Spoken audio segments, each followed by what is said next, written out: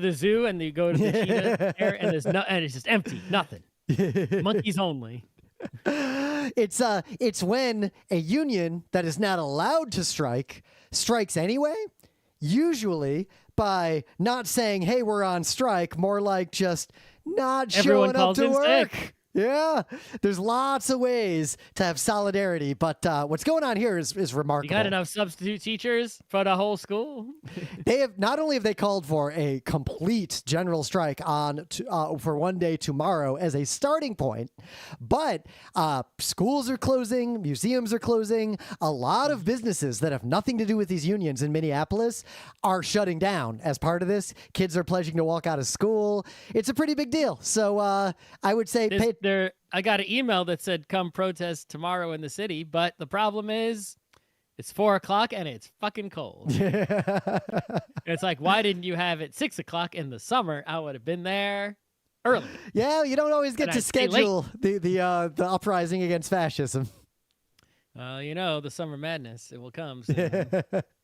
So this is actually a really big positive deal, and I would really recommend, if you don't know some of the stuff I'm talking about, follow what's going on in Minneapolis right now in regard to the unions specifically, because labor unions and labor overall, that is the one power we all have where they can't do anything about it if we wield it. And every good thing that has happened in America for much of its history has been because of this. Go read about the coal mining days. What do you think slavery is about? Slavery is out. We don't want to pay for labor. We just want the people who own things on paper to be in charge. Yep. And not have to share with anyone else. People always say we want more jobs. Give us jobs, right? And what is a job? A job is simply a line written on a piece of paper that says money will go from rich guy to not rich guy. Right? And when a job is eliminated, rich guy gets to keep the money and stay in charge and do whatever. Right? And so anything they can do to eliminate jobs or not have to pay people or not even need people. This is why they really believe in AI and robots. Yep. Fucking anything, right? Because they are desperate to not have to worry that we might get angry enough to do literally anything. Mm-hmm. Another little fun news. A few years ago, we would often go down to Wildwood, New Jersey, just because it's cheap and it's nearby, and it's a place I used to hang out a lot when I was younger, over summers. I lived there for an entire summer once, and in this house for years, when we'd go to this town, there would be in the downtown Wildwood, there was this giant, fancy, old-looking house, and I always remembered it because it stood out. But there's a few. There's a lot of really good architecture in this town, and a lot of it's been torn down over the last 20 years. Beach towns in general, because of their zoning and their history, and also lake, any sort of touristy town, right? Generally, has it's not like people are making new touristy towns, right? It's like these places existed, in a time when there wasn't other entertainment, right? You think about the Catskills or anything like that, right? Yeah. So the ones that have survived, the Catskills didn't survive. People don't go there on vacation anymore. But the places that people kept going on vacation, the stuff from their earliest days is still there, right? Because there isn't a city going on to compete and push those sorts of things out, right? So, if you go to a place like a Wildwood, New Jersey, or Lake George, it's there's always historic stuff in these places from, when people vacationed there in the early 20th century or even earlier.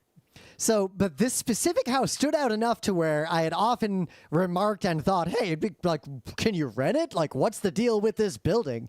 And a few years ago, I was looking for a place for all of our friends just go to the beach for a week. And I saw a listing that looked suspicious. And when I clicked on it, it was this house, and it looks like some family had got it and had renovated some of it, and they were renting it out just on a regular old Airbnb. I don't know how legal or whatever, because it's definitely a protected building. But and they own a bakery. At the time they owned a bakery a few blocks away, I guess. Yep. So we couldn't go into the basement, which was massive. That was all like walled off, and there's a bunch of stuff down there. But we stayed in this house for a week, and the house was enormous and old timey and really fun. Like it was a fun. Some famous person slept in. Woodrow Wilson stayed in it on more than one occasion. Right. There's a whole history behind this house. But anyway, there's a little news. It looks like the people who have it can't maintain it or deal with it, and it is now, just now, for sale. So if you've got 1.75, I don't know if it's just now for sale. 12 days ago it was listed. I looked at the listing here on Zillow. No, Zillow's often dubious. Realtor.com is where the official listing is. It doesn't say. I can't find where it was when the listing started, but it says that yesterday, the 21st, the price was cut by $50K. So 16 days ago it was listed for the first time. So 1.75 mil, give or take. You could probably lowball them because this building is from 1905, and having stayed in it for a week, it definitely feels and smells like the year 1905.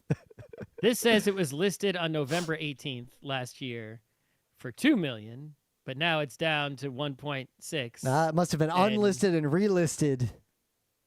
So anyway, if you look here, you can look at the whole history going back to it was sold in 2018 for $475, and then there's this price estimate so the price estimate according to Zillow, just recently was just under $1 million at $960K. So basically they went ahead and made a listing that was twice what Zillow thinks it should be worth, I guess. Yeah. It's Zillow's data is dubious. Having recently dealt with real estate, I wouldn't go to Zillow on purpose for anything serious. But on one hand, I should just buy it. Property taxes are $13 to $14K a year. Yeah. The problem with this house, the estimated payment on would be $10K a month with interest, property taxes, home insurance. The tricky part is the insurance is going to kill you because this is in Wildwood, New Jersey, a place that I assume is going to be underwater while I am still alive. Yeah, I don't know if this is estimating home insurance at $567 a month. I don't think that's low. Yep, I'm pretty sure most coastal areas of the U.S., it's not going to be a matter of house insurance is expensive. Or maybe that just doesn't include coverage for a flood. And if it floods, you're just fucked. Yeah, I'm pretty sure most of those places are just going to be uninsurable, where there are no insurance companies that will sell you insurance. Possibly. That's neat. I bumped into that. You got any news? Yeah, we got two hockey newses. So our team, the New York Rangers, we knew they sucked. That a few years ago they were like, all right, we had a team that almost won, but it was 8 years ago, I guess. They had a team that almost won, but it was getting old and it was fading. All right, and they're like, well, the way hockey works with the salary cap, it's you really can't just stay good forever, right? People get old and not good at hockey anymore, and you can't just pay a bunch of money and people have contracts you can't get rid of easily. And so what has to happen is you got to do a rebuild where you trade away good players and you get draft picks, right? The teams that can win now take your good players and they win now. Yep. You get young players who aren't good yet and draft picks, and you try to build yourself back up. And every team, basically, no matter how good they are, has to go into this cycle to some degree or another based on luck and good fortune and negotiating skills. Yep. And, right? And the Rangers, I guess, are everyone knew that they had no chance of winning. Really, if you have no chance of winning, you should just try to suck as much as you can. I think they really need to, in the NHL, use the PWHL system where it's not the worst team. It's whoever gets the most points after being eliminated. So you still want your team to win. You got to do something because I'd say over the last decade, just the last 10 years, the degree of tanking from the bottom half of the NHL has skyrocketed compared to. You should. Yeah, it's a smart thing to do. Common sense. Yeah. That's just right. And there's not enough the real problem is that they added more hockey teams, right, to the NHL in some recent years. Yeah, there aren't even enough top-tier goalies for half of the previous NHL. Hockey is not an accessible, right, or sports in general are already inaccessible to become a professional, because you need to early in life be in a fortunate situation for your parents to send you to like camps and schools and practices and all that, special teams and all this stuff, get coaching. Even for an accessible sport, and hockey is not an accessible sport. You need ice, you need equipment, right? So there aren't enough hockey players to go around. So it's very difficult. But the Rangers admitted that they suck, finally, again. Yep. And so they sent another letter, just like they sent however many years ago, saying, fans, we know we suck. We can't win. We're going to trade away your favorite players. Yep. We're going to use the word retool instead of rebuild because it makes us feel better about it. And we have magical thinking, I guess, that's going to make things different or whatever, or that we'll become good again sooner. But no, we're going to suck now, which is like, hey, we knew that. Okay. Yep. It was interesting because they were already like, it was over. But then there was the one game where like Igor Shesterkin, the most expensive goalie in NHL history, got injured. Yep. While I was in Canada, they lost big again, 2 games in a row, and that was the straw. It was 8-4 against the Senators. And there was like a game they let 10 goals in also. Yeah. In other hockey news, that's good hockey news, in the PWHL, the Women's Hockey League, our team, the Sirens, this is the 3rd year of the PWHL's existence. Our team, the New York Sirens, have sucked the first 2 years. Yep. And in the offseason, the GM did a bunch of moves and traded away our good players, and we thought we were still going to suck, but actually, we're not the best, but we are much better than the previous 2 years. We won some games, and we're competitive in the games we lost, most of them, at least. And it's like, hey, we have a watchable team now, right? Yeah. But our turnout in New Jersey is still weak, and especially on weeknights. This is something that a lot of people who live in New York don't quite understand. By distance, the place we would have to go to see the Sirens play in New Jersey is like right there. But for a New Yorker, the hassle of going to New Jersey is extreme, to the point that basically almost no one goes to these games, despite the fact that the Sirens are very popular here. Yeah, how am I supposed to get there at 7 o'clock on a weeknight? And then when am I going to get home? The game's over at 10. When am I getting home? And to the people I know who live in New Jersey who try to say it's not so bad, like, buck up. You live in New Jersey. You have a car, don't you? Yep. But also I just point out, if that were true, why doesn't anybody go over to New Jersey? Like, why can't they get anyone to go over there? And now the proof is in the pudding, because finally they scheduled one game on April 4th this year at Madison Square Garden. I think it's the first women's hockey game at Madison Square Garden. It might be. Definitely the first professional one that I know of. And everyone and their mother is going to this game, right? We bought group tickets for 13 group tickets. Yeah. Right? To go to this game. The entire lower bowl is sold out. The upper bowl is more than half sold out. The bridge area on the very upper levels, okay, that's not sold. But it's like, given that's in April, we still got a lot of time. We might sell the 18,006 tickets, which is every seat for hockey at Madison Square Garden. Which is telling me you can get a couple. It's possible. If you're in New Jersey, you can attract a couple thousand people. But if you just make it accessible via a New York City subway, you sell out MSG. That says a lot about. They didn't sell it out yet. Yeah, but the game's not till April. Right, but we just had in Washington. It was a Sirens home game that was played in the Capitals arena, and that was the most attended women's hockey game in the United States, professional one ever, right? And so there's a chance to beat that in April if we can get to 18,000. Yep. I don't know if we'll get that far, but if you're anywhere, that you can reach New York, Madison Square Garden, which is a lot of places. Madison Square Garden's easy to reach. April 4th. The tickets are not expensive. Yeah. I mean, I say it You a get lot. to go to Madison Square Garden for like a fifth of the price of a Rangers game, and you still get to see a whole hockey game in Madison Square Garden. And it'll If the probably New be better York than a Rangers Sirens game.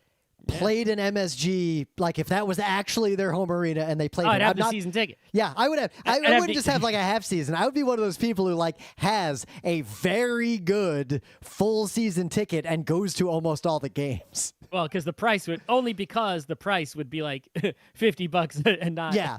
Right. If they were charging Rangers prices, yeah, I wouldn't.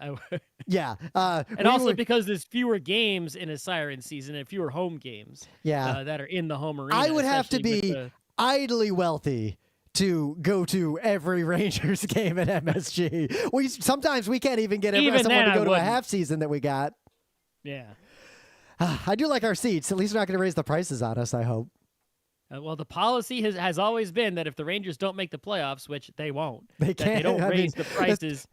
They're for not ticket numbers. mathematically eliminated. They could win every game from this point Right. forward. We'll see if that, but there's no like contract that says they have to stick to that policy. That's just always been their policy. So let's see if they stick to it or if they come out with some bullshit like, yeah, there's inflation. We don't have a choice. We got to raise the, because yeah, it is true that if they don't raise the price at all, that the same as lowering the price because inflation.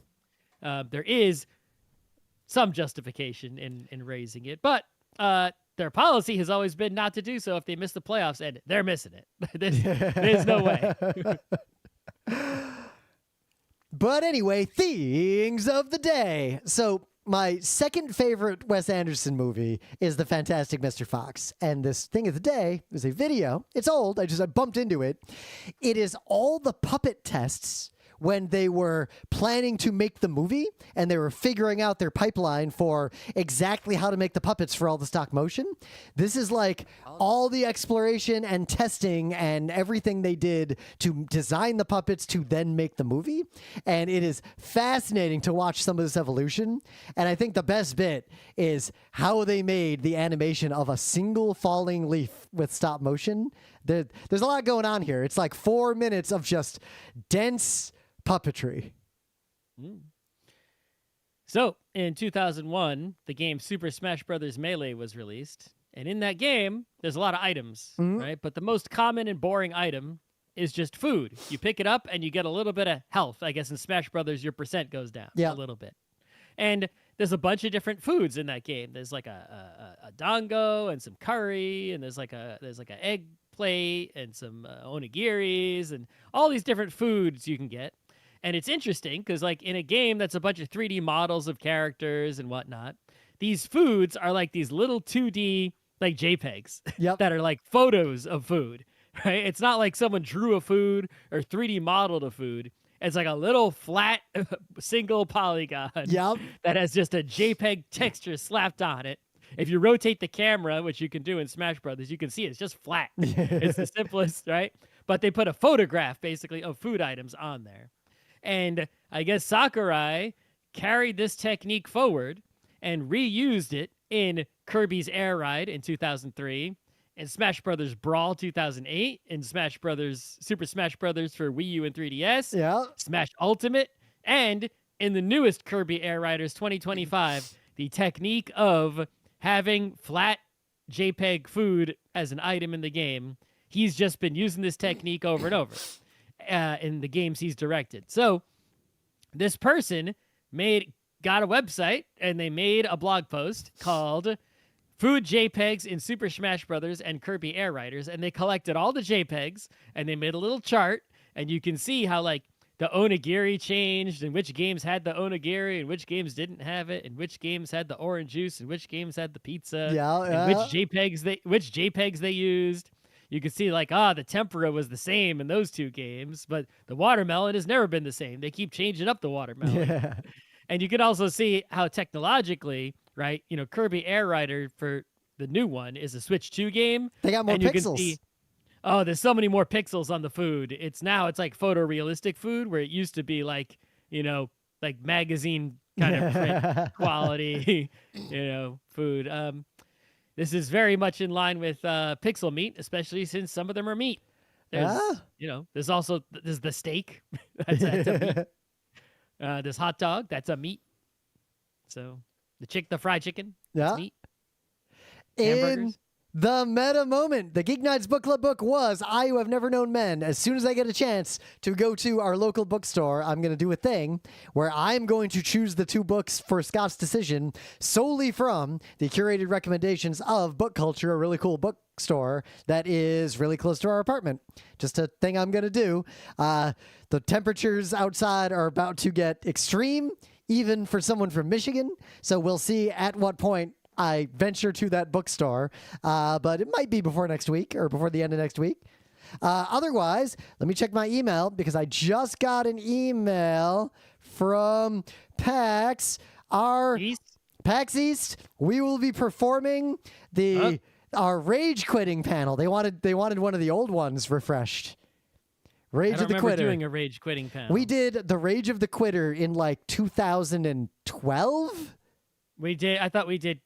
Quitting is okay or whatever. We called it the Rage of the Quitter the first time we did it. I think at MagFest in like 2013. Was that the same panel or not? It's a copy paste of the same slides. But anyway, we could write a whole new one. So we're doing Rage Quitting 13 plus at 4:30 p.m. in the Condor Theater on whichever day is the 26th. Now I got to look at a calendar. Which month? You don't know when PAX East is? March 26th is the Thursday. Ah, fantastic. That means I am going to land that morning directly from London and then pretty much go to the hotel and then go straight to this panel room to do this panel. All right. We may or may not do more. Pete East is the one PAX that kind of often gives us 2 because they got 4 days to fill and games industry sure ain't coming anymore. Definitely, when you saw the situation at Ubisoft, it's like, yeah. Yeah. They're not doing it. Yep. Otherwise, I got video of the Meta Context panel Emily and I did at MagFest. It's up on YouTube already. And I will have video of all the other panels we did at MagFest, plus the panels we did at the previous 2 PAXs that are not on YouTube yet. I have 6 panels I can get online over the next several weeks. I just got to actually spend the time to do it. So that said, let's dive right in, because when I was a kid, I was a big fan of Arnold Schwarzenegger movies. Like, I loved him. I mean, at the time that we were kids, his movies were like Hollywood blockbusters. They were a big deal. They appealed to all ages, right? And it was like, I wasn't even that big. It's not like I like Arnold Schwarzenegger the person, really, right? It's just I liked him as an actor for some reason. Those movies, right? That are like, oh, okay. If it was someone else in those roles, it's like the movies might have turned out differently. They might not have become legendary, right? Yeah. Who knows, right? It's not like, it's not like he was a great actor, but he was also somewhat underrated, right? Because it's like, who else was? I saw a great thing that was like, Arnold being stiff or whatever. Watch Terminator and Terminator 2, and then try to act like a menacing robot in the mirror. Arnold did a really good job with those 2 movies. Right. But anyway, one of those movies was Running Man. Which is an earlier one, 1987. And I saw this movie probably a dozen times because it was on TV a lot when I was a kid. Yeah.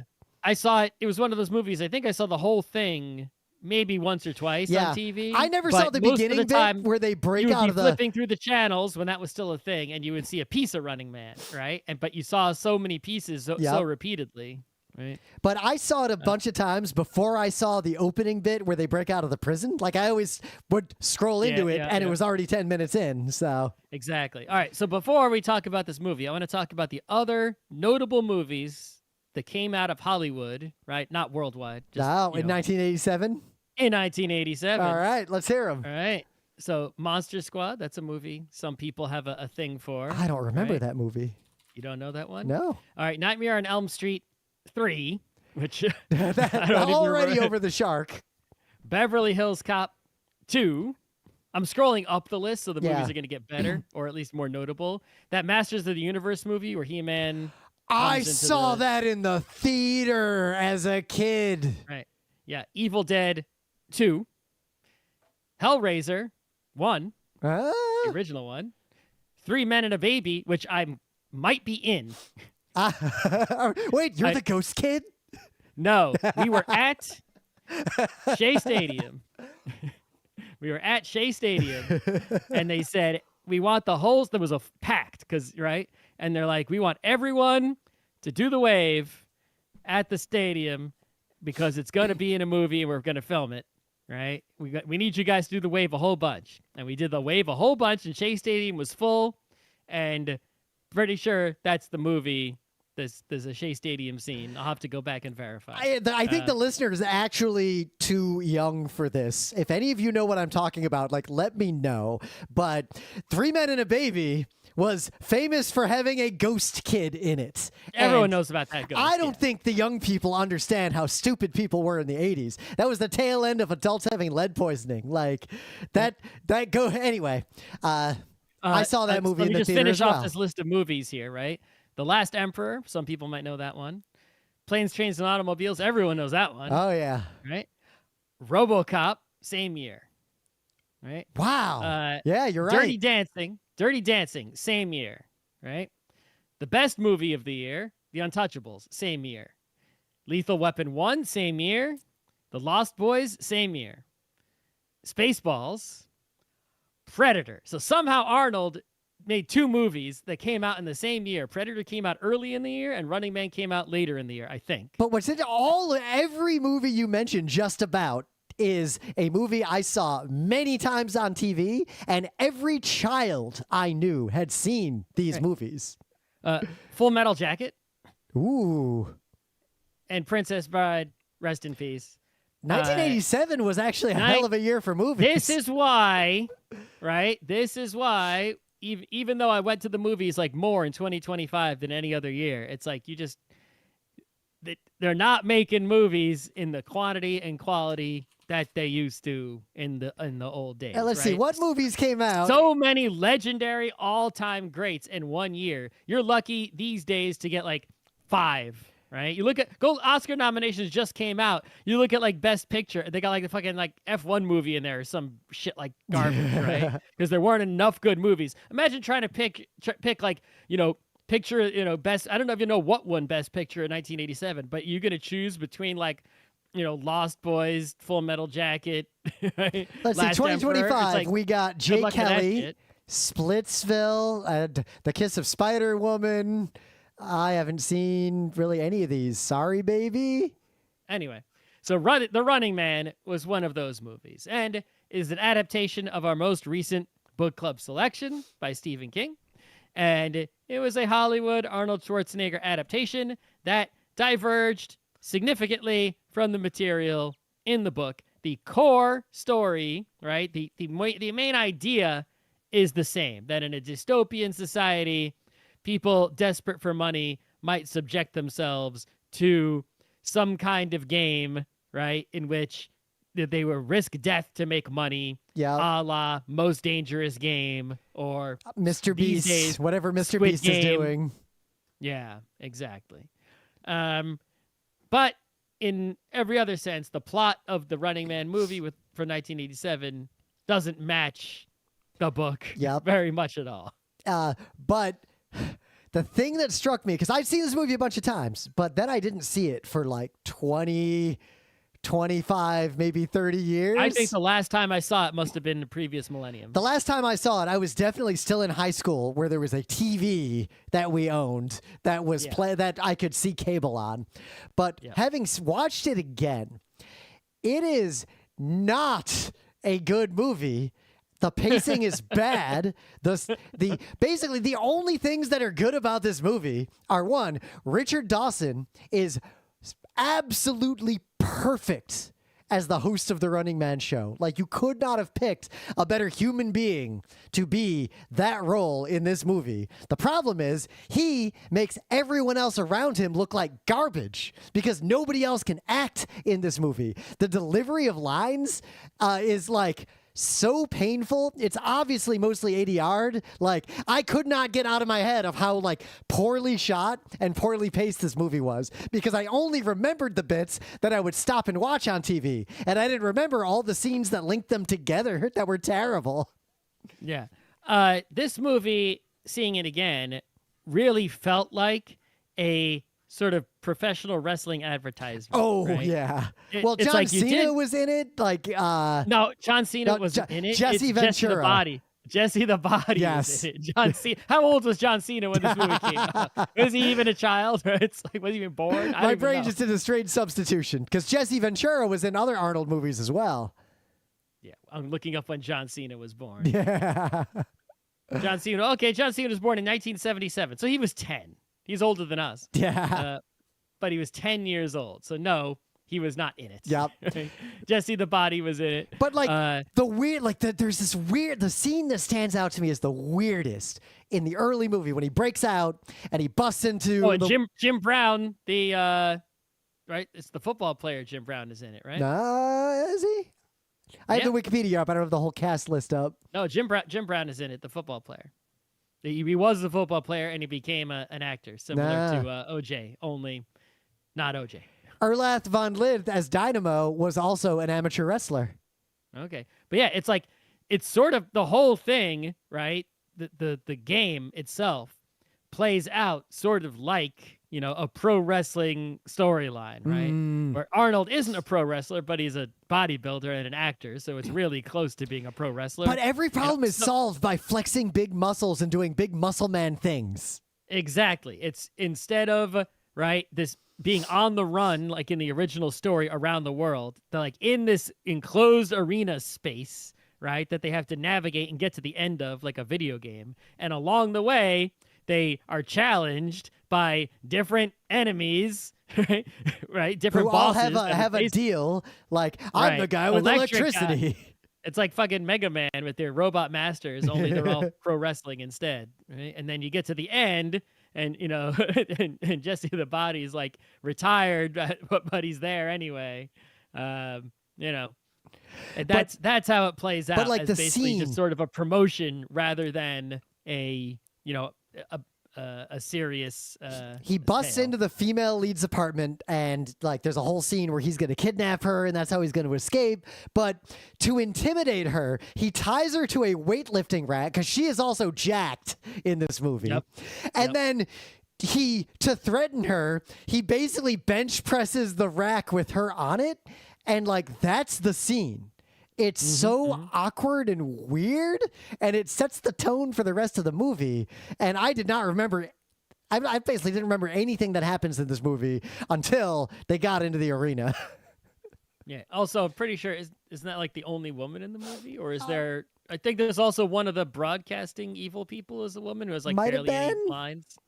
It doesn't pass the Bechdel test. No, you don't say. It's just a bunch of dudes.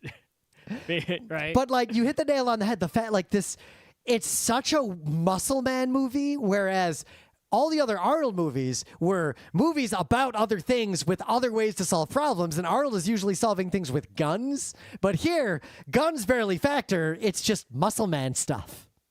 I don't think it would have worked with guns because they're sort of taking on one guy at a time, and if you just shoot each guy, it's over really quick. Guns work, because with the Terminator, because the Terminator basically can't be killed by fucking guns, right?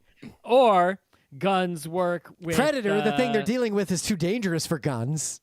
Right. Or you're dealing with so many enemies that guns aren't going to solve you. Yeah. Right? Whereas if you're dealing with one human enemy at a time, you have to remove the guns from the situation, right? The enemies can have guns, but you can't have the hero have guns in that scenario. Otherwise, everything just sort of falls apart. Yep.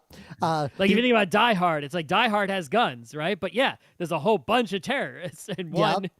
Right? But one also, that movie makes a big deal of the moment that for a while he has a machine gun, ho, ho, ho, that's a big upgrade. And then he doesn't have the machine gun anymore later.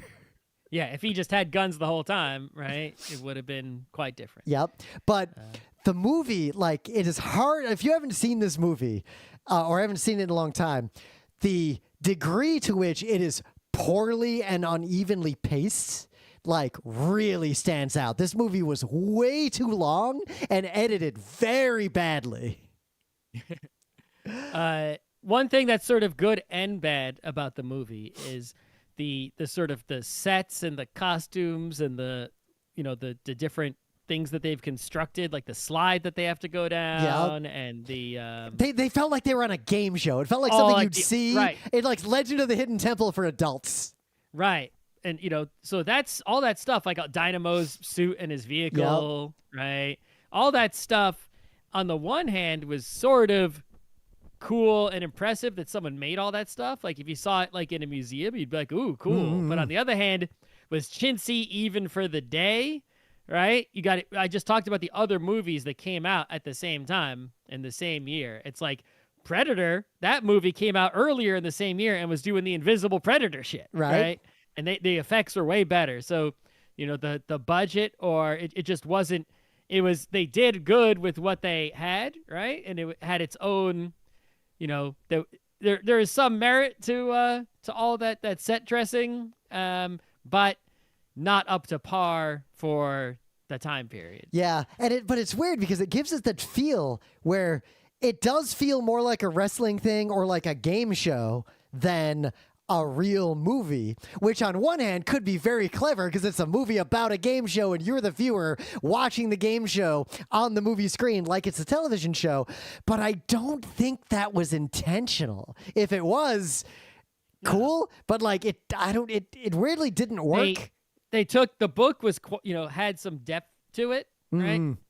And the movie is much more shallow, but it still does keep the core theme only, right? Yeah. Which is, yes, there's TV is the bad guy. Yeah, right? But it drops the core theme it of gets the same message across with a plot that is only. It's like somebody read the book from really far away with a telescope. Well, right? it's interesting. Got the main idea only, and then made the movie. The ending does. Because the message at the end of the book edges into, if I'm fucked, you're fucked. And the movie here ends with, he won. Yeah. The good guys won. We did it. Yep. Like it would be like if at the end of the book they couldn't in 1987 they couldn't make a Hollywood movie where a good guy, right? They weren't going to end Predator with like Predator wins. Yeah. There were a lot of 70s movies did that and audiences reacted very badly, and there's a reason Hollywood was afraid of bad endings for decades after that. But anime just killing fucking everybody, right? Kill them all out here, right? And that becomes a big hit. So maybe people just changed. I don't know. Yeah, but the sets being the way they are, it just did feel more like you're watching people like in a game show playing with a set and doing muscle man stuff more so than being a movie that has any sort of coherent plot. The voice, I don't think there's any line of dialogue that matters at any point in this movie. Except for Dawson when he's on screen. So the only last thing I could really say is that at least this movie, in a way, ends up being oddly a period piece in that because of the way it was produced, it is more 80s than the late 80s actually were. It is like there is the kind of exercise that people would do, like the calisthenics people would do in the 80s, is basically what this movie is about ultimately. And they show you so many shots of people doing 80s calisthenics in 80s style outfits. It's someone working on this might have had a fetish because this is more than the 80s ever actually were like that. Yeah. And apparently that choreography was done by Paula Abdul. I just learned. Yeah. Okay. There's also sort of like a kitschy, right, thing to it that sort of can make it kind of fun in sort of an anime hell kind of way, right? Where it's like, it's not like meritless garbage where there's no reason to watch it. Like it can be fun to watch this in the right mood, right? Even though it's not necessarily good. I think you could edit it down to a 60-minute experience for that, though. Yeah. What I find really interesting is that the game Smash TV that came out in 1990 sort of takes heavily from this and also from RoboCop. There's the I'll buy that for $1, and both of those came out. So did they take them 3 years to make Smash TV, or they just really like both of those movies? Well, because there's something about the 80s dystopia, the 80s version of the capitalist dystopia where the big bad is basically Richard Dawson. Like the supreme power that controls the masses is a soulless entertainer with soulless bottom of the barrel entertainment for adoring screaming fans as society burns down around them. Yeah, I do think it's interesting that, in this movie, the sort of ringleader TV host is the bad guy, whereas, in the book, it's like, yeah, that guy's there and he's not good. Yeah. But the rich executive is the bad guy, not the right? Yep. Well, it shows this is a more simplistic story. They put the highly visible person is the big bad and they can defeat him. Whereas the book was like the highly visible person is basically a hologram for all you care. Like that person doesn't have any power. They're a petty worker just like you are. Yeah. And there are a lot of scenes. There's a handful of scenes in this movie that show like the other people who work at the broadcast station, and it feels like a little like mini office drama where there's like shitty office people. Right. That part's actually pretty funny. Managing the TV show.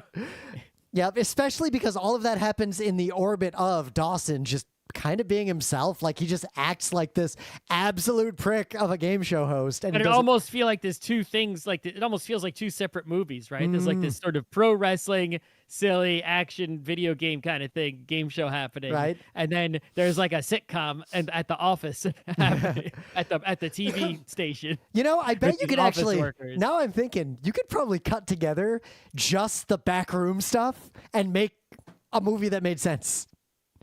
Probably. Arnold's only ever on in the background. It's all about the people running the show, and that's it. You could make a 45-minute movie, I bet. I don't think there's 45 minutes of that footage, but it would maybe be like 5 minutes. Yeah.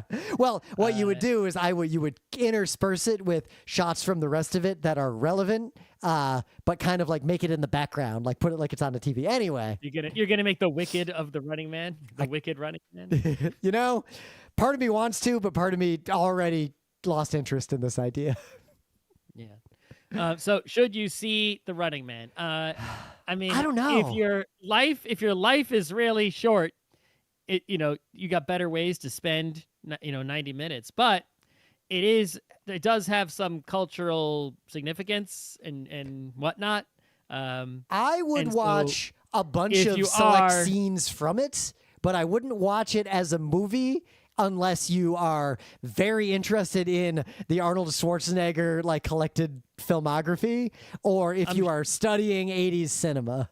Yeah, I'm sure that there are people out there who know all sorts of like behind the scenes production info about this movie that we don't know, and we might have said things that are wrong or contradict with that, or who knows. And yeah, because obviously I'm not going to go look any of that up. That's not worth my time. But if you do know any of that stuff, please share. Tell us if we're right or wrong, or just give us extra info that we didn't know and save me some time.